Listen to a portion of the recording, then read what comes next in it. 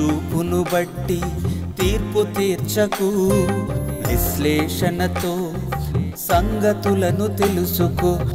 చూపును బట్టి తీర్పు తీర్చకు, విశ్లేషణతో సంగతులను తెలుసుకో. పరిశుద్ధ గ్రంథమునే పరిశోధించు, పరిశుద్ధ గ్రంథమునే పరిశోధించు. దూరమైన లోతైన సత్యాన్ని గ్రహించు, దూరమైన లోతైన సత్యాన్ని గ్రహించు. వాక్యాన్ని విశ్లేషించు, దైవ వాక్యాన్ని విశ్లేషించు, వాక్యాన్ని విశ్లేషించు, దైవ వాక్యాన్ని విశ్లేషించు. చూపును బట్టి తీర్పు తీర్చకు, విశ్లేషణతో సంగతులను తెలుసుకో. చూపును బట్టి తీర్పు తీర్చకు, విశ్లేషణతో సంగతులను తెలుసుకో. క్రీస్తు యేసునందు అత్యంత ప్రియులైన నా సహోదరి సహోదరులారా, మీ అందరికీ మన ప్రభు పేరిట నా హృదయపూర్వకమైనటువంటి వందనములు తెలియజేయుచున్నాను. ప్రియులారా, విశ్లేషణ అనే కార్యక్రమానికి మీ అందరికీ స్వాగతం. ప్రపంచవ్యాప్తంగా ఈరోజు మనుష్యులలో ఉన్నటువంటి ఒక ప్రధానమైనటువంటి సమస్య ఏంటంటే, ఇంధనం లేక సహజ వనరులుగా, శక్తి స్వరూపాలుగా మనుషులు ప్రతిరోజు వాడుకుంటున్నటువంటి శిలాజ ఇంధనాలు, శిలాజాల ఇంధనాలు ఇవి రాను రాను తరిగిపోతున్నాయి. ఆంగ్లంలో ఫోజైల్ ఫ్యూయిల్స్ అంటారు. అంటే ఇవి నిరంతరం మనుషులకు ఎంత కావాలంటే అంత దొరికేవి కావు. ఎప్పటికైనా సరే ఇవి అంతరించిపోతాయి. ప్రస్తుతానికి తరిగిపోతున్నాయి, కొంతకాలానికి అంతరించిపోతాయి. ఈ శిలాజ ఇంధనాలలో ముఖ్యంగా బొగ్గు, ఆంగ్లంలో కోల్ అంటారు, అలాగే ఆయిల్, క్రూడ్ ఆయిల్, ముడి చమురు మరియు గ్యాస్ నిక్షేపాలు, సహజ వాయువు, న్యాచురల్ గ్యాస్.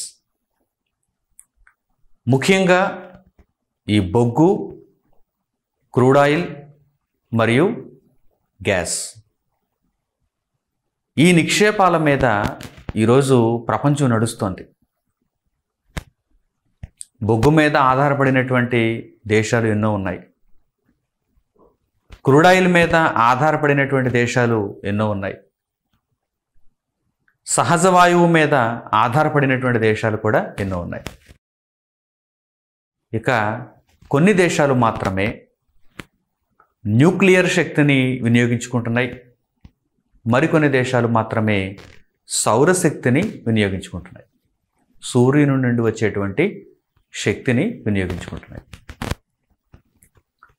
ప్రపంచంలో 90% పైగా ఈరోజు శక్తి వినియోగం దేని నుండి, దేని వలన జరుగుతుంది అంటే, ఇదిగో ఈ శిలాజ ఇంధనాల వలనే జరుగుతుంది. బొగ్గు, ముడి చమురు, సహజ వాయువు, coal, oil and natural gas, వీటి మీద ఆధారపడి ఈరోజు ప్రపంచం నడుస్తుంది. వీటి మీద ఎలా ఆధారపడింది అనుకుంటున్నారా? కేవలం మీరు ప్రత్యక్షంగా చూచేది పెట్రోల్ మరియు డీజిల్ మాత్రమే, మరియు ఇంటిలోనికి వచ్చేటువంటి గ్యాస్ సిలిండర్ను మాత్రమే. ప్రస్తుత కాలంలో అయితే వీటినే మీరు ప్రత్యక్షంగా చూస్తున్నారు. కానీ ప్రతిరోజు, ప్రతి క్షణం మనకు విద్యుత్ శక్తి సరఫరా అవ్వాలంటే, ఈ విద్యుత్ శక్తి తయారీ వెనుక ఇదిగో ఇవే ఉన్నాయి. కోల్ కావచ్చు, ముడి చమురు కావచ్చు, లేక న్యాచురల్ గ్యాస్ కావచ్చు. బొగ్గు, ముడి చమురు, సహజ వాయువు, వీటిలో ఏదో ఒక దానిని ఉపయోగించుకొని ఆ విద్యుత్ శక్తిని తయారు చేస్తున్నారు. కొన్ని ప్రాంతాలలో మాత్రమే న్యూక్లియర్ శక్తిని వారు వినియోగిస్తున్నారు. ప్రియులారా, ఈ శక్తి స్వరూపాలన్నీ కూడా కొంతకాలానికి అంతరించిపోతాయి. ఎందుకంటే ఇవి నిత్యం ఉండేవి కావు. కూర్చుని తింటే కొండలైనా తరిగిపోతాయని ఒక సామెత ఉంటుంది. కూర్చుని తింటే కొండలైనా తరిగిపోతాయి. ఈరోజు ప్రపంచ పరిస్థితి అలాగే ఉంది. ప్రపంచ పరిస్థితి అలాగే ఉంది. కూర్చుని తింటున్నారు, సహజ వాయువును పీల్చేస్తున్నారు, భూమిలో ఉన్నటువంటి సహజ వాయువును పీల్చేస్తున్నారు గొట్టాలు వేసి. అలాగే ముడు చమురును కూడా పీల్చేస్తున్నారు గొట్టాలు వేసి. అలాగే బొగ్గు నిక్షేపాలు కూడా పూర్తిగా వాడుకుంటున్నారు. అవేవి అపరిమితమైనవి కావు. ఎవరిని అడిగినా ఈ విషయం స్పష్టంగా చెప్తారు. అవేవి అపరిమితమైనవి కావు. అపరిమితమైనటువంటి నిక్షేపాలు ఉన్నాయండి. కొన్ని వేల తరాల వరకు వాటిని అనుభవించవచ్చు, ఢోకా లేదని ఎవ్వరూ చెప్పలేరు. ఎవరిని అడిగినా సరే ఈరోజు ఇదే చర్చ. ఈ మధ్య ఇండియా దేశంలో కూడా ఒక చర్చ మొదలైంది. అదేంటంటే, దేశం అంతా అంధకారం కాబోతోందా, విద్యుత్ శక్తి కొరత రాబోతోందా? ఎందుకు రాబోతుందంటే, ముఖ్యంగా థర్మల్ పవర్ స్టేషన్స్ అంటే బొగ్గు మీద ఆధారపడి విద్యుత్ శక్తిని తయారు చేస్తున్నటువంటి కర్మాగారాలు ఏవైతే ఉన్నాయో వాటికి బొగ్గు అందటం లేదు. బొగ్గు అందాలంటే బొగ్గు నిక్షేపాలలో బొగ్గును తవ్వాలి. బొగ్గు నిక్షేపాల నుండి బొగ్గు ఎందుకు రావటం లేదు అంటే వరదలు ఒకానొక కారణం. వరదలు అలాగే అవి కూడా ఒకవైపు నుండి నెమ్మదిగా తరిగిపోతూ వస్తున్నాయి. ఏ రోజు ఈ పిడుగు వంటి వార్త ఏ దేశ ప్రజలు వింటారో తెలియదు, కానీ భవిష్యత్తులో మాత్రం ఇలాంటి సంఘటనలు అనివార్యమని చెప్పక తప్పదు. ఎందుకంటే ప్రస్తుతానికి బాగానే ఉందనిపించినా కానీ మన చుట్టూ చాలా భయంకరమైనటువంటి పరిస్థితులే ఉన్నాయి. వాటిని ఎవ్వరేం చేయలేరు. ఈరోజు లోకజ్ఞానాన్ని బట్టి ఏ ఒక్కరూ కూడా వాటిని ఏమీ చేయలేరు. అంటే వాటిని పెంచలేరు. వాటికి ప్రత్యామ్నాయాలను అందుకే వారు వెతుక్కుంటున్నారు. ఈ బొగ్గు మరియు క్రూడ్ ఆయిల్ మరియు సహజ వాయువు అయిపోతే కనుక, ఈ నిక్షేపాలు అడుగంటితే కనుక మనం చేయాల్సిందేంటి అని ఈరోజు వాటి మీదే పరిశోధనలో ఉన్నారు. ఎంతో కాలంగా వీటిని గూర్చి ఆలోచనలు మొదలైపోయాయి. ప్రత్యామ్నాయం ఏంటి? సౌరశక్తి మీద ఆధారపడాలా, న్యూక్లియర్ శక్తి మీద ఆధారపడదామంటే అదేమో సైడ్ ఎఫెక్ట్స్ ఎక్కువ. అంటే ఆ కర్మాగారం వలన వచ్చేటువంటి వ్యాధులు చాలా భయంకరంగా ఉంటాయి. వారు విడిచిపెట్టేటువంటి వ్యర్థాలు, వాటి వలన మరలా మనుషులకు వచ్చేటువంటి రోగాలు. 1831లో మైకేల్ ఫారడే విద్యుత్ శక్తిని ఒక డైనమో ద్వారా కనుగొన్నాడు. అప్పటి నుండి విద్యుత్ శక్తి ఎక్కువగా వాడకంలోనికి, అమలులోనికి వచ్చింది. 1831లో మైకేల్ ఫారడే విద్యుత్ శక్తిని కనుగొంటే 1878లో Thomas Alva Edison electric bulb కనుగొన్నాడు, లైట్ బల్బు. అంటే అప్పటి నుంచి ఈ విద్యుత్తు వినియోగం, తర్వాత లైట్ల వాడకం, విద్యుత్ దీపాలు, అలాగే విద్యుత్తు ద్వారా మనం ఎన్నో పరికరాలను ఈరోజు వాడుకోవటం, విద్యుత్తు లేకపోతే ఈరోజు గడవని పరిస్థితిగా కనిపిస్తుంది. చూడండి, సామాన్యుల నుండి పెద్దవారి వరకు ప్రతి ఒక్కరికి కూడా ఈరోజు విద్యుత్తు చాలా అవసరం. సెల్ ఫోన్కి ఛార్జింగ్ కావాలంటేనే ఈరోజు విద్యుత్ అవసరం. ఈ విద్యుత్తు తయారవటానికి శిలాజ ఇంధనాల మీద ఆధారపడినటువంటి దేశాలు భవిష్యత్ ఏంటా అని దారులు వెతుక్కుంటున్నాయి. కానీ వారికి సమాధానాలు అయితే దొరకటం లేదు. కనుక అడపాదడపా చెబుతున్నారు, ఇష్టం వచ్చినట్టుగా మీరు విద్యుత్తును వినియోగించకండి, భవిష్యత్తు అంధకారంగా మారేటువంటి ప్రమాదం ఉంది, వ్యర్థం చేయకండి, అవసరం లేనప్పుడు లైట్లు వేయకండి, అవసరం లేనప్పుడు ఫ్యాన్లు వేయకండి, అవసరం లేనప్పుడు ఏసీలు వేయకండి, అవసరం లేనప్పుడు మీరు విద్యుత్తును వృధా చేయకండి, ఆదా చేయండి. మీరు ఆదా చేస్తే మీరు దాన్ని ఉత్పత్తి చేసినట్టే అని కూడా అంటారు. మీరు విద్యుత్తును ఆదా చేస్తే మీరు పెద్ద కర్మాగారంలో ఉత్పత్తి చేయవలసిన అవసరం లేదు, మీరు ఆదా చేస్తూ ఉత్పత్తి చేసినట్టే అని కూడా చెబుతూ ఉంటారు. మంచి విషయాలు. మీరు కూడా ఈ అలవాట్లను కలిగి ఉండాలి. అయితే దీని మీద విశ్లేషణ అవసరం. పరిశుద్ధ గ్రంథం నుండి దీని మీద విశ్లేషణ అవసరం. పరమతండ్రి అయిన దేవుడు భూమి మీదకు మనుషులను పంపించాడు. మనుషుల యొక్క సంఖ్యను బట్టి, జనాభాను బట్టి, ఒక మనిషి ఉన్నప్పుడు అంత పెద్దదైనటువంటి ప్రణాళిక అవసరం లేదు. గొప్ప గొప్ప ఇన్వెన్షన్స్ అవసరం లేదు. ఒక మనిషి, ఇద్దరు మనుషులు ఉన్నప్పుడు గొప్ప గొప్ప ఇన్వెన్షన్స్ అవసరమా? అవసరం లేదు. మనుషుల యొక్క సంఖ్యను బట్టి మనుషులు పెరుగుతున్నారు. వందలుగా, వేలుగా, లక్షలుగా, కోట్లుగా. ఈరోజు ప్రపంచ జనాభా 750 నుండి 800 కోట్ల మంది మనుషులు. సుమారు 800 కోట్ల మంది మనుషులు ఉన్నప్పుడు ఇప్పుడు విద్యుత్తు అవసరమే. ఇప్పుడు ఉన్నటువంటి మనుషులకు విద్యుత్ అవసరమే. ఒకానొక కాలంలో విద్యుత్ యొక్క అవసరం లేదా? లేదు. అప్పుడు వారు చీకటి పడగానే వారి కార్యక్రమాలన్నీ ముగించుకునేవారు, నిద్రపోయేవారు. మరలా ప్రకృతి వెలుగు వచ్చినప్పుడు దైనందిన కార్యక్రమాలను వారు ప్రారంభించుకునేవారు. అప్పుడు అంత జనాభా లేదు. అప్పుడు వారికి ఇన్ని విద్యుత్తు పరికరాలు లేవు. ఈ విద్యుత్తు కనుగొనబడినదే 1831. Electric bulb కనుగొనబడినది 1878. ఆ తర్వాత విద్యుత్ పరికరాలన్నీ కూడా క్రమక్రమంగా కనుగొనబడ్డాయి. వినియోగం పెరిగింది. ఆ పరికరాలు ఉంటేనే వినియోగం ఉంటుంది. ఈ పరికరాలు ఏవీ లేకపోతే విద్యుత్తును మనకి ఇచ్చినా మనమే వినియోగించుకుంటాం. పరికరాలు పెరిగిపోయాయి.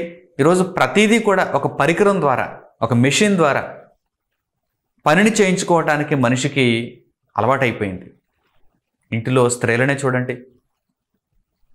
కూరలోనికి కావలసినటువంటి మసాలా వారు తయారు చేసుకోవాలంటే కనుక మిక్సీ వేస్తారు.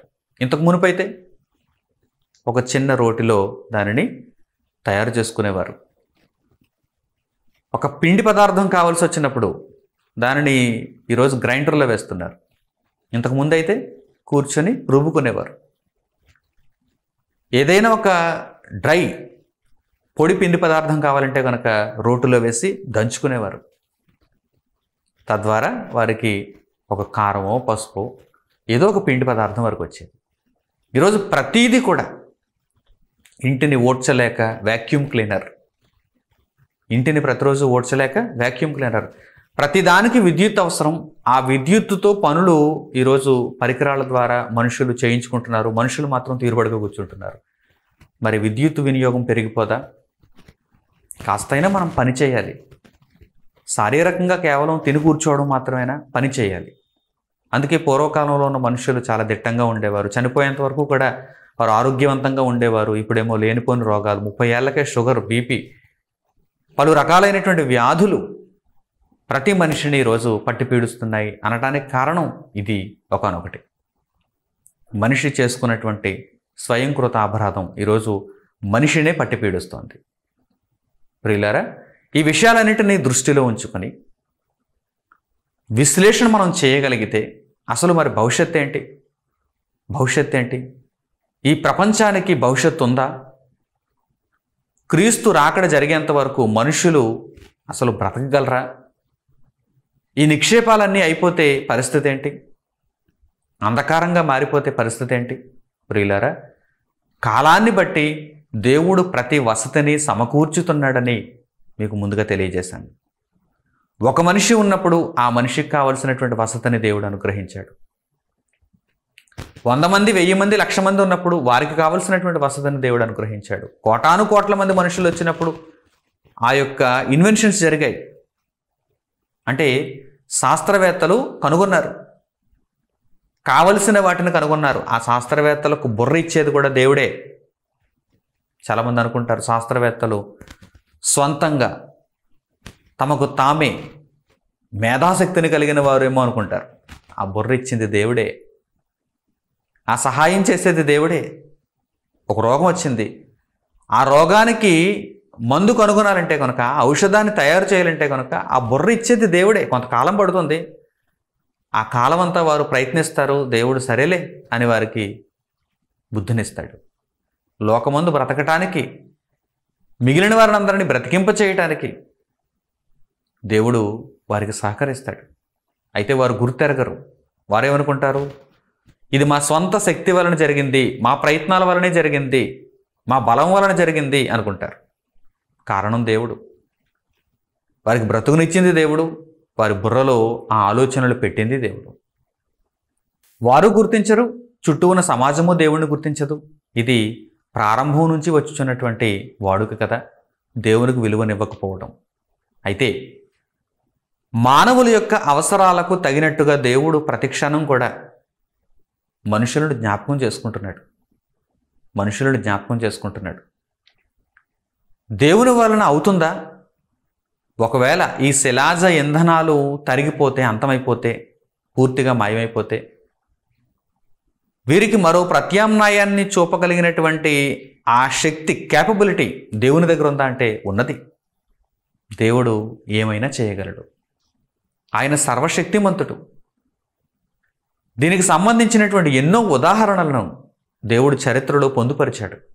ఇశ్రాయేలీయుల కాలంలో, ఇశ్రాయేలు దేశంలో ఒక భయంకరమైనటువంటి కరువు చుట్టుముట్టింది. ప్రజలు తిండి లేక అల్లాడిపోతున్నారు. వారి యొక్క పాపములను బట్టి దేవుడు వారికి శాపాన్ని విధించాడు. ఇశ్రాయేలీయుల మధ్య కరువు భయంకరంగా ఉన్నటువంటి పరిస్థితుల్లో తన యొక్క ప్రవక్త అయినటువంటి ఏలియాను, తన యందు భయభక్తులు కలిగినటువంటి ఒక కుటుంబాన్ని దేవుడు ఆ కరువు కాలంలో కాపాడుతున్నాడు. సారెపతు అనేటువంటి ఒక గ్రామం, ఆ గ్రామంలో ఒక విధవరాలు, ఆమెకు ఒక కుమారుడు. ఆమె దగ్గరకు ఈ ఏలియా గారు పంపబడ్డారు. ఆ కరువు కాలంలో అక్కడ ఏలియా గారు పోషింపబడ్డారు. ప్రియులారా, సారెపతను గ్రామంలో ఆ పేద విధవరాల దగ్గరకు ఆయన పంపబడినప్పుడు ఆమె దగ్గర ఏమీ లేదు. ఆ విధవరాల దగ్గర ఏమీ లేదు. ఒక పూటకు సరిపడేటువంటి ఆహార పదార్థాలు మాత్రమే ఆమె దగ్గర ఉన్నాయి. అది కూడా ఎవరికంటే ఆమెకు, ఆమె కుమారునికి. అవి తిని చనిపోవాలనుకుంటున్నారు వారు. చనిపోయే ముందు ఆ కొద్దిగా ఉన్నటువంటి తిండి పదార్థాన్ని వారు తిని చనిపోవాలనుకుంటున్నారు. తొట్టెలో కొంచెం పిండి ఉంది, బుడ్డిలో కొంచెం నూనె ఉంది.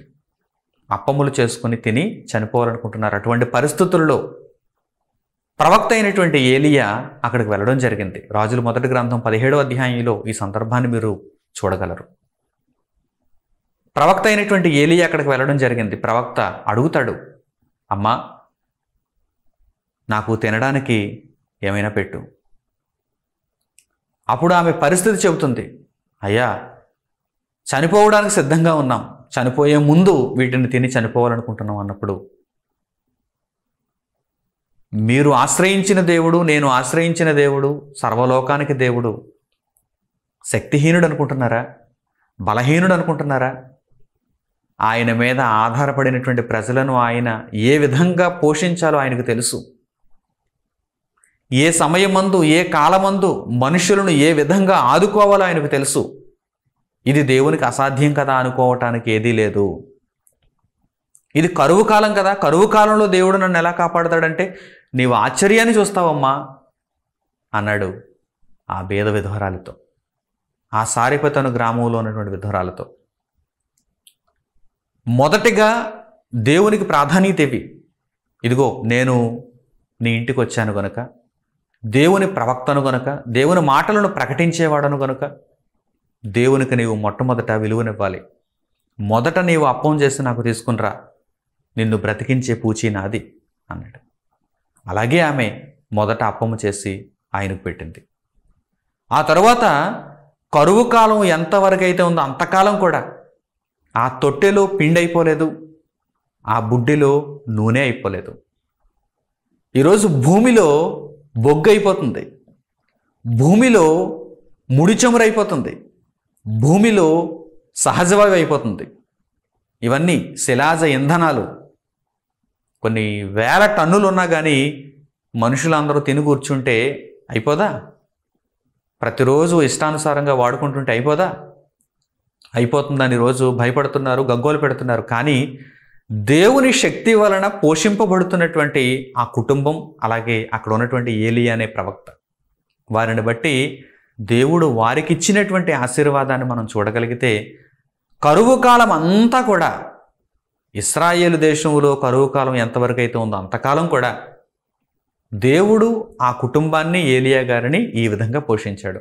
తొట్టెలో పిండి అయిపోలేదు, బుడ్డిలో నూనె అయిపోలేదు.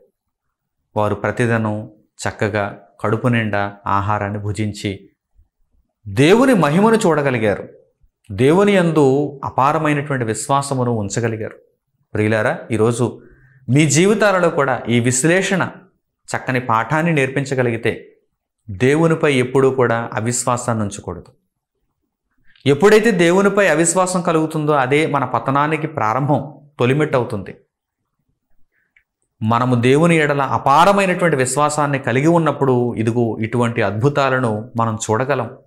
నేడు కూడా జరుగుతాయి అంటే దేవుడు ఏ కాలమందైనా సరే తన బిడ్డలను ఆదుకోవడానికి సమర్థుడే. ఈరోజు మనుషులు శరీర సంబంధమైనటువంటి ఆహార పదార్థాలను సమకూర్చుకోవడం, శరీరానికి కావలసినటువంటి వస్త్రాలు, శరీరానికి కావలసినటువంటి ఇంకా అనేకమైనటువంటి అవసరతలు తీర్చుకుంటూ వాటిని పోగు వేసుకోవడం మనం చూస్తున్నాం. ఇవన్నీ మనుషులకు ఉన్నాయి. కానీ మనుషులకు ఈరోజు లేనిది, మనుషులు ఇంకా పొందనిది రక్షణ. చనిపోతే ఏమవుతారో వారికి తెలియదు. ఆత్మ దేహాన్ని విడిచిపెడితే ఆ ఆత్మ ఎక్కడికి వెళుతుందో వారికి తెలియదు. అటువంటి భయంకరమైన పరిస్థితులలో రక్షణకు దూరంగా ఉంటున్నటువంటి మనుషులు ఈరోజు రక్షణను గురించి ఆలోచించాలి. లోకమందు ఏదో నాకు కొదువైపోతుందని, ఏదో నాకు కొరతగా ఉందని, ఏదో నేను తిని కూర్చుంటే అది తరిగిపోతుందని బాధపడే కంటే, ఆ బాధ కంటే ముందు ఏ బాధ ఉండాలి? ఆత్మకు రక్షణ. శరీరానికి ఏమో అన్నీ ఆలోచన చేస్తున్నారు. ఈ శరీరానికి రేపొద్దున్న విద్యుత్ శక్తి లేకపోతే ఎలా అని భయపడిపోతున్నటువంటి ప్రపంచం ఆత్మకు రక్షణ లేకపోతే ఎలా అని ఆలోచించగలుగుతుందా? ఒకవేళ విద్యుత్ శక్తి కొరత ఉంది అంటే మీడియా అంతా దానికోసమే కోడే కూస్తుంది. విద్యుత్ శక్తి కొరత వచ్చేలా ఉంది. కొన్ని రాష్ట్రాలలో, కొన్ని దేశాలలో విద్యుత్ శక్తి కొరత వచ్చేలా ఉంది. బొగ్గు దొరకటం లేదు, లేక క్రూడ్ ఆయిల్ దొరకటం లేదు, లేక గ్యాస్ దొరకటం లేదు అనుకున్నప్పుడు మీడియా అంతా, ప్రజాప్రతినిధులు అందరూ, మనుషులందరూ దేనికోసం ఆలోచిస్తారో చెప్పండి? దేనికోసం మాట్లాడతారో చెప్పండి? దేనికోసం కూర్చుంటారో చెప్పండి? దేనికోసం చర్చలు చేస్తారో చెప్పండి? విద్యుత్ శక్తి. ఆ శిలాజ ఇంధనాలు తరిగిపోతున్నాయి. బాధ, గగ్గోలు పెడతారు. అసలు మీరు ఆలోచించవలసినది, అసలు మీరు మాట్లాడవలసినది, అసలు మీరు చర్చించాల్సినది దేని కొరకు అంటే మనుషులకు రక్షణ లేదు. మనుషులు రక్షణ లేకుండా ఇష్టానుసారంగా తిరుగుతున్నారు. ఒక బైక్ మీద హెల్మెట్ లేకుండా ప్రయాణం చేస్తుంటే ఏమంటారు? రక్షణ లేకుండా ప్రయాణం చేస్తున్నాడు, ఎప్పుడైనా తల పగిలిపోవచ్చు అంటారు. ఒక సీట్ బెల్ట్ పెట్టుకోకుండా కారులో ప్రయాణం చేస్తుంటే ఏమంటారు? చూచి, సీట్ బెల్ట్ పెట్టుకోకుండా ప్రయాణం చేస్తున్నాడు కారులో, ఎప్పుడైనా ప్రమాదం జరగచ్చు, ప్రాణాలు పోవచ్చు అంటారు. అందుకే కదా ట్రాఫిక్ పోలీసులు అక్కడక్కడ పహారా కాస్తూ వారికి ఫైన్ వేస్తూ ఉంటారు. రక్షణ లేకుండా తిరుగుతున్నారు ఈరోజు మనుషులు. ఆత్మకు రక్షణ లేకుండా తిరుగుతున్నారు మనుషులు. ఎప్పుడైనా చచ్చిపోవచ్చుగా, ఎప్పుడైనా పోవచ్చుగా. పోతే వారి పరిస్థితి ఏంటి? ఒకవేళ రక్షణ లేకుండా ఈ దేహాన్ని విడిచిపెడితే ఆత్మకు పరిస్థితి ఏంటి? కనుక దేవుని దగ్గర రక్షణ పొందాలి. దేవుడు మనుషులందరూ రక్షింపబడాలని కోరుకుంటున్నాడు. కోటాను కోట్లుగా మనుషులు ఉన్నారు. ఎంతమందికి దేవుడు రక్షణ ఇస్తాడా? కోటాను కోట్లుగా ఈరోజు మనుషులు ఉన్నారు. ఎంతమందికి రక్షణ ఇవ్వటానికి దేవుని దగ్గర రక్షణ ఉందా? ఉంది. ఆయన ఏమంటున్నాడు తెలుసా? లోకమందు మీకు ఈ నిక్షేపాలన్నీ తరిగిపోతాయి, వాటిని చూస్తూ మీరు భయపడకండి. రక్షణ విషయంలో ఆలోచన చేయండి. రక్షణ మీ అందరి కోసం నేను సిద్ధంగా ఉంచానంటున్నాడు. ప్రభువైన యేసు ఏమంటున్నాడంటే, నా తండ్రి ఇంట అనేక నివాసములు కలవు, లేని ఎడల మీతో చెప్పుదును. కానీ ఆ నివాసములలో మీరు ఉండటానికి ప్రయత్నిస్తున్నారా? దేవుని దగ్గర రక్షణ విస్తారంగా ఉంది. దేవుని దగ్గర రక్షణ నీ కోసం ఎదురు చూస్తుంది. నీ తాలూకు రక్షణ దేవుని దగ్గర సిద్ధంగా ఉంది, ఎదురు చూస్తుంది. కానీ నీవు దానిని పొందలేదని నీకేమైనా భయం ఉందా? దానిని పొందకుండా దేహాన్ని విడిచిపెడితే జరిగే భయంకరమైనటువంటి పరిణామం నీకు తెలుసా? దేవుని దగ్గర రక్షణ అయితే సిద్ధంగా ఉంది. చక్కని మాట వ్రాయబడింది పరిశుద్ధ గ్రంథంలో. ఆ మాటను చూడండి. యెషయా గ్రంథము 50వ అధ్యాయము 2వ వచనం నుంచి. యెషయా గ్రంథము 50వ అధ్యాయము 2వ వచనం నుంచి చూడండి.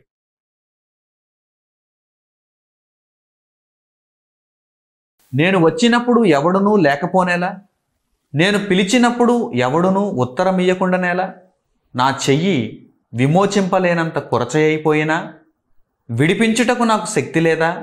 నా గద్దింపు చేత సముద్రమును ఎండబెట్టుదును, నదులను ఎడారిగా చేయుదును, నీళ్లు లేనందున వాటి చేపలు కంపుకొట్టి దాహము చేత చచ్చిపోవును, ఆకాశము చీకటి కమ్మజేయుచున్నాను, అవి గోనెపట్ట ధరింపజేయుచున్నాను. దేవుని మాటలు వినిపిస్తున్నప్పుడు ఎవరూ ప్రతిస్పందించకపోవడానికి కారణం ఏంటి? అలాగని దేవుడు రక్షించలేడా? రక్షించలేనంత శక్తిహీనుడు ఆయన కాదు. ఆయన చేసే కార్యములను ఒక్కసారి మీరు జ్ఞాపకం చేసుకుంటే ఆయన మిమ్మును రక్షించుటకు సమర్థుడని మీకే అర్థమవుతుంది. సముద్రమును ఎండిపోయేలా చేయగలడు, నదులను ఎడారిగా చేయగలడు, ఆకాశమును చీకటి కమ్మ చేయగలడు.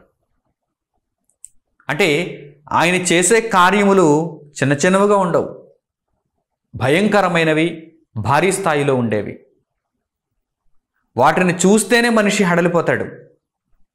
వాటిని జ్ఞాపకాలలోనికి తెచ్చుకుంటే దేవుని శక్తి అపారమైనదని అర్థమవుతుంది. లోకంలో శిలాజ ఇంధనాలు తరిగిపోతాయేమో, లోకంలో మీ ఆస్తులు కూర్చొని తింటే తరిగిపోతాయేమో, కానీ దేవుడు అనుగ్రహించే రక్షణ తరిగేది కాదు. మరి ఎందుకు పొందటం లేదు? ఆయన మాట్లాడగా వినేవాడు ఎవడూ లేకపోవడానికి కారణం ఏంటి? దేవుడు పిలువగా హాజరయ్యేవాడు లేకపోవడానికి కారణం ఏంటి? పనికిమాలినవి అన్నీ చూడటానికి, పనికిమాలినవి అన్నీ వినటానికి ఈరోజు ఎంతో ఆరాటపడుతున్నటువంటి మనిషి తన ఆత్మను రక్షించే శక్తిగల మాటలు ప్రకటింపబడుతున్నప్పుడు ఎందుకు వినటం లేదు, ఎందుకు హాజరు కావటం లేదు అని దేవుడు అడుగుతున్నాడు. అలాగని రక్షించటానికి, నిన్ను రక్షించటానికి, నీ ఆత్మను కాపాడటానికి నా దగ్గర శక్తి లేదనుకుంటున్నావా? ఇదిగో నా శక్తి ఈ విధంగా ఉంటుంది అని ఉదాహరణలతో సైతం దేవుడు తెలియజేస్తున్నాడే.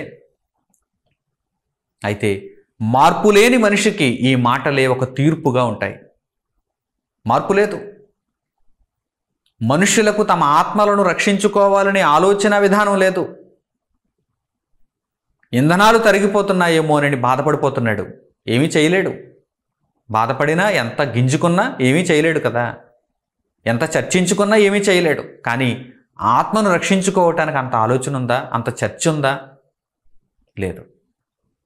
ప్రియులారా, మానవ సమాజం ఎంత గ్రుడ్డిగా వెళ్ళిపోతుందో ఒక్కసారి మీరు గమనించాలి. అపవాది మాయలో పడి ఆ మోసంలో చిక్కుకుపోయి ఈరోజు మానవ సమాజం ఎంత భయంకరమైనటువంటి ఉత్పాతంలో, పెను ప్రమాదంలో చిక్కుకుపోయిందో ఒక్కసారి మీరు గమనించాలి. అందుకే వ్రాయబడిన మాటలను మనం చూడగలిగితే దేవుడు అడుగుతున్నాడు, నేను పిలువగా ఎవరు కనిపించడం లేదంటే, నేను మాట్లాడుతున్నప్పుడు ఎవరు వినటం లేదంటే. అలాగని దేవుడు మిమ్మల్ని రక్షించలేడు అనుకుంటున్నారా? అసలు రక్షణ మీద మీకు అవగాహన ఉందా, ఆలోచన ఉందా? మమ్మల్ని రక్షించు ప్రభువా అని తండ్రిని అడగగలిగినంత మనసుందా? దేవుడు వీటినే ప్రశ్నిస్తున్నాడు. మిమ్మల్ని అందరినీ రక్షించడానికి నేను సమర్థుడను అన్నాడు దేవుడు. దేవుని హస్తము మనుషులందరినీ కాపాడటానికి సమర్థత కలిగిన హస్తము. కానీ ఎవరు ఆయన దగ్గర ఆత్మరక్షణ కోరుకుంటున్నారనేదే ప్రశ్న. దేవుడు అందరినీ రక్షించడానికి శక్తి కలిగిన వాడు అయినప్పుడు అందరినీ రక్షించేయచ్చుగా, మేము అడగకపోయినా మా ఆత్మలను కాపాడేయచ్చుగా, మేము దుర్మార్గతలో ఉన్న మమ్మల్ని ఆయన రక్షించేయచ్చుగా. అంటే మీ పాపములు మీ దోషములు ఆయన మిమ్మును రక్షించనివ్వకుండా అడ్డుపడుతున్నాయి. కనుక మీ పాపములను విడిచిపెడితే తప్ప ఆయన రక్షణను మీరు పొందలేరని మరో వాక్య భాగంలో తెలియచేయబడింది. మనుషులందరినీ రక్షించడానికి దేవుడు సమర్థుడే, కానీ అందరినీ ఎందుకు రక్షించటం లేదు? మనుషులు పాపములను విడిచిపెట్టడం లేదు.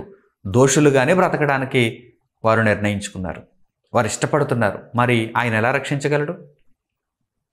నిన్ను రక్షించాలంటే నీ పాపమును నీవు విడిచిపెట్టాలి కదా, పశ్చాత్తాపపడాలి కదా, పాపక్షమాపణ ప్రభు అయిన యేసులో నీవు పొందాలి కదా, అప్పుడే ఆ రక్షణ నీకు చేరువవుతుంది. ఈరోజు కోటాను కోట్లుగా ఉన్నటువంటి మనుషులందరికీ దేవుడు రక్షణ ఇవ్వడానికి సిద్ధంగా ఉన్నా మనుషులు ఆ రక్షణను పొందలేకపోవడానికి కారణం ఏంటంటే మనుషుల యొక్క పాపములు, దోషములు వారు రక్షణ పొందకుండా అడ్డుపడుతున్నాయి. రాయబడిన ఈ చక్కని మాటను ఇప్పుడు చూడండి. యెషయా గ్రంథంలోనే యెషయా ప్రవక్త ద్వారానే దేవుడు తెలియజేయించిన మాట. యెషయా గ్రంథము 59వ అధ్యాయము 1వ వచనం నుంచి చూడండి. యెషయా గ్రంథము 59వ అధ్యాయము 1వ వచనం నుంచి.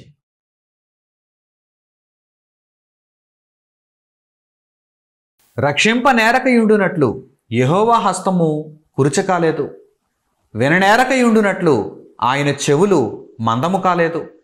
మీ దోషములు మీకును మీ దేవునికిని అడ్డముగా వచ్చెను, మీ పాపములు ఆయన ముఖమును మీకు మరుగుపరచెను గనుక ఆయన ఆలకింపకున్నాడు. మానవులను రక్షించటానికి దేవుని దగ్గర అపారమైన శక్తి ఉంది, కానీ ఆయన ఎందుకు రక్షించటం లేదు? రక్షింపనేరకయుండునట్లు ఆయన హస్తమేమీ కురచైపోలేదు, విననేరకయుండునట్లు ఆయన చెవులేమీ మందమైపోలేదు. మరి ఎందుకు రక్షణ మనుషులకు ఇంకా దూరంగా ఉంది అంటే వీరి దోషములు, వీరి పాపములు, వీరి దోషములు, వీరి పాపములు రక్షణ రానివ్వకుండా అడ్డుపడుతున్నాయి. రక్షణను మనుషుల యొద్దకు రానివ్వకుండా వారు చేస్తున్నటువంటి దోషములు, పాపములు అడ్డుగా వస్తున్నాయి. ఇప్పుడు రక్షణ పొందాలంటే ఏం చేయాలి? అపారమైనటువంటి ఒక నిధిగా ఉన్నటువంటి రక్షణను పొందాలంటే ఏం చేయాలి? పాపములను విడిచిపెట్టాలి, దోషములను మానివేయాలి, దుర్మార్గతను విడిచిపెట్టాలి, పాపపు క్రియలన్నిటినీ ద్వేషించాలి, రక్షణను కోరుకోవాలి. ఇదేనండి పరిశుద్ధ గ్రంథంలో మానవులకు దేవుడు అనుగ్రహించిన పిలుపు. ఇదే, మీ పాపములను మీరు మానివేయండి, మీ దుర్మార్గతను మీరు మానివేయండి, పశ్చాత్తాపపడండి, పాపక్షమాపణ నొందండి, రక్షణ మీదే. ఎంతమందికి ఇస్తావు ప్రభు ఇలా రక్షణ అంటే? ఎంతమందికి కావాలంటున్నాడు ఆయన. ఎంతమందికి కావాలి? ఎన్ని కోట్ల మందికి కావాలి? దేవుడు ప్రతి ఒక్కరికి రక్షణ ఇవ్వటానికే సిద్ధంగా ఉన్నాడు. ఆయన హస్తము కురచకాలేదు, ఆయన చెవులు మందము కాలేదు. రక్షణ సిద్ధం, రక్షణ అపారమైనటువంటి నిల్వగా కనిపిస్తుంది. కానీ పొందేవారెవరు? పాపమునా విడిచిపెట్టరు, దోషమునా మానరు, దుర్మార్గులుగానే జీవిస్తారు. మరి రక్షణ ఎప్పుడు మీకు అందుతుంది? మీరు రక్షణలోనికి ఎప్పుడు ప్రవేశిస్తారు? అసాధ్యంగానే మారిపోతుంది. అసాధ్యంగానే ఉంచుకొని దేహాలను విడిచిపెడుతున్నారు, నిత్య నరకాగ్నికి జారిపోతున్నారు, నరక శిక్షకు లోనైపోతున్నారు. ప్రియులారా, ఇది చాలా భయంకరమైనటువంటి పని. దేవుడు రక్షణను సిద్ధంగా ఉంచినప్పుడు, దేవుడు రక్షణను అపారమైన ఒక నిలువగా ఉంచినప్పుడు మన పాపములను విడిచిపెట్టలేమా? మన దోషములను విడిచిపెట్టలేమా? వెంటనే మారు మనస్సునుంది పశ్చాత్తాపపడి పాపక్షమాపణను ప్రభువునందు వేడుకుంటే వెంటనే దేవుడు అనుగ్రహించడానికి సిద్ధంగా ఉన్నాడు. వెంటనే, ఎటువంటి ఆలస్యం లేదు. ఇదిగో ఈ క్షణాన మీరు మీ పాపపు జీవితాన్ని విడిచిపెట్టి ప్రభువులో రక్షణను కోరుకుంటున్నారా? అయితే ఈ క్షణమే మీకు దేవుడు రక్షణ ఇవ్వటానికి సిద్ధంగా ఉన్నాడు. No holidays, no odd timings. ఇదిగో ఫలానా రోజు సెలవు, ఇదిగో రోజులో ఇన్ని గంటలు మాత్రమే దేవుడు అందుబాటులో ఉంటాడు. ఎటువంటి నిబంధన లేదు, ఎటువంటి షరతు లేదు.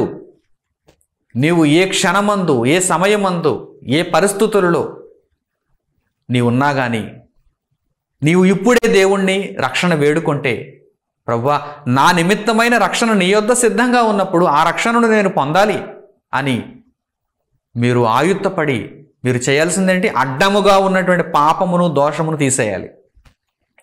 అంటే మీరు మానేయాలని అర్థం. మరి గతంలో చేసినవి దాని కొరకు ప్రభువు దేవుని కుమారుడైన యేసుక్రీస్తు శిలువ మీద ప్రాణం అర్పించాడు కనుక గతంలో చేసిన పాపాలను ఆయన క్షమిస్తాడు. ఇక మీదట మీరు పాపములను విడిచిపెట్టి, దోషములను విడిచిపెట్టి రక్షణను పొందటానికి సిద్ధపడితే రక్షణ వెంటనే ఇన్స్టెంట్గా, నో లేట్, ఇక్కడ లేట్ ఏమీ లేదు, ఆలస్యం లేదు, వెంటనే దేవుడు మీకు అనుగ్రహించడానికి సిద్ధంగా ఉన్నాడు. ఆలస్యం ఏమైనా ఉంటే మీలోనే ఉండాలి. కనుక ప్రియులైనటువంటి నా సహోదరి సహోదరులారా, ఈ మంచి సువర్ణ అవకాశం అంటారు చూసారా, లోకంలో ఏదైనా మంచి అవకాశాన్ని గురించి అంతకంటే మిన్నైనటువంటి అవకాశం, గొప్ప అవకాశం మీ ఎదుట ఉన్నప్పుడు మీరు వెంటనే అవకాశాన్ని పొందండి. మీ పాపమును విడిచిపెట్టడం మీ చేతుల్లోనే ఉంది. మీ దోషములను మానివేయటం మీ చేతుల్లోనే ఉంది. అడ్డముగా వచ్చినటువంటి వాటిని తొలగించుకోవటం మీ చేతుల్లోనే ఉంది. అప్పుడు రక్షణ సరాసరి మీ జీవితాలలోనికి ప్రసరిస్తుంది. తరిగిపోని ఒక స్వాస్యముగా, తరిగిపోని ఒక నిధిగా, తరిగిపోని ఒక ఆస్తిగా దేవుడు మనకు రక్షణ అనుగ్రహిస్తుంటే మనం దానిని పొందకపోతే మనకంటే దౌర్భాగ్యులు ఇంకెవరైనా ఉంటారా? కనుక ఆ రక్షణను పొంది ప్రభు మార్గంలో నడుచుకుంటే, దేహమును విడిచిపెడితే, రక్షణలో ఉన్నాం గనక దేహమును విడిచిపెడితే పరలోకానికి మనం వెళ్ళే అవకాశం తప్పకుండా ఉంటుంది. మంచి నిర్ణయాలతో దేవుని మార్గంలో క్రీస్తు ప్రభువునందు మీరంతా నడుచుకుంటారని హృదయపూర్వకంగా కోరుకుంటూ ఈ దేవుని మాటలను ఇంతటితో ముగిస్తున్నాను. తండ్రి అయిన దేవునికి ప్రార్థనలు ఏకీభవించండి. పరలోకమందున మా కన్న తండ్రి, మీరు మాకు రక్షణ అనుగ్రహించటానికి సమర్థులు, సిద్ధముగాను ఉన్నారు. నాయన, మా పాపములు, మా దోషములు మీ నుండి రక్షణను మాకు దూరం చేస్తున్నప్పుడు వాటిని వెంటనే మేము మానివేసి వాటిని తొలగించుకొని మీ రక్షణను ప్రభువైన యేసుక్రీస్తు ద్వారా చూడగలగటానికి మీరిచ్చిన అవకాశమును బట్టి మీకు స్తుతులు, స్తోత్రములు తండ్రి. నాయన, ఇట్టి సిద్ధ మనస్సును ఎవరైతే కలిగి మీ రక్షణను పొందుతున్నారో వారందరికీ మీ కృప, మీ సహాయము తోడుగా ఉంచండి. కఠిన హృదయులుగా కాకుండా కరిగిపోయిన హృదయము కలిగిన వారై మీ మాటలకు లోబడి మీరు పిలిచినప్పుడు తండ్రి వారు మీ ఎదుట హాజరై మీ చిత్తాన్ని నెరవేర్చటానికి బ్రతుకు పరమార్థాన్ని తెలుసుకున్న వారై మరణిస్తే నిత్యత్వానికి వెళ్ళాలనే ఆలోచన కలిగిన వారై పాపపు జీవితములలో కొనసాగేవారుగా ఉండకుండా పాపమును విడిచిపెట్టి రక్షణలో కొనసాగేవారుగా ఉండుటకు నాతో పాటు మీ బిడ్డలందరికీ మీ కృపా సహాయములు తోడుగా ఉంచి నడిపించమని కోరుకుంటూ మా ప్రార్థన విన్నపములను మా ప్రభువును రక్షకుడునైన యేసుక్రీస్తు వారి పేరిట మేము అడుగుచున్నాము తండ్రి, ఆమేన్. మన తండ్రి అయిన దేవుని ప్రేమ, మన రక్షకుడైన యేసుక్రీస్తు వారి కృప, మన ఆదరణకర్త అయిన పరిశుద్ధాత్మని అన్యోన్య సహవాసం మనందరికీ సదాకాలము తోడే నడిపించును గాక, ఆమేన్. అందరికి వందనములు, సెలవు.